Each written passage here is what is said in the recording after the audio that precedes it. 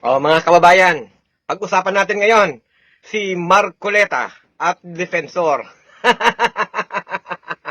Yung 75 million na campaign donations, nakalimutang isama sa report sa COMELEC.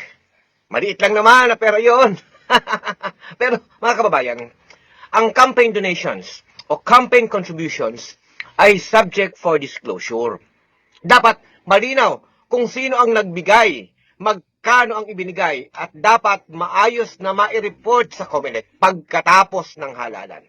Hindi po pwedeng kapag merong eleksyon, kapag may botohan, tanggap ka lang ng tanggap ng pera.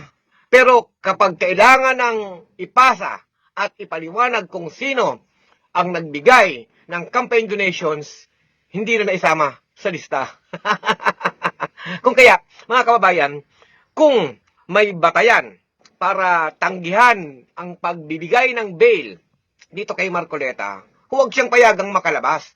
Hayaan na harapin nila Marcoleta at Defensor ang kanilang kaso at patunayan na lang nila na wala silang kasalanan. Iisa lang dapat ang batas, mga kababayan.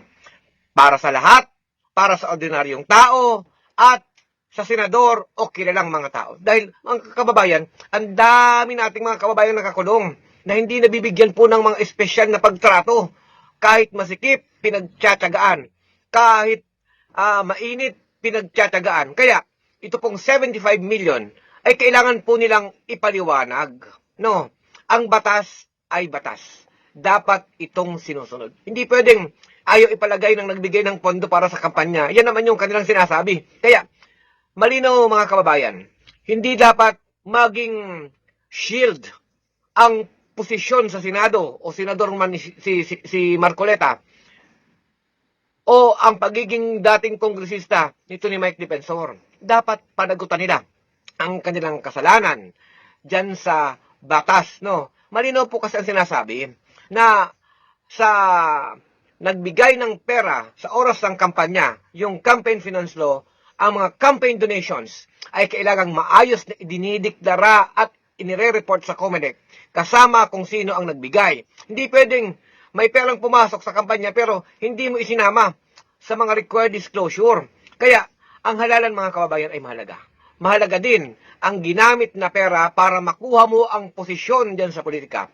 Kaya dapat malinaw kung sino ang nag-donate, sino ang nagbigay, at dapat may pananagutan. Kaya, dyan muna kayo, Marcoleta. Dyan muna kayo, Defensor. Kasi, hindi niyo naman ginawa ang inyong mandato na alam nyong dapat ibinibigay kung sino ang nag-donate. At saan galing ang 75 million.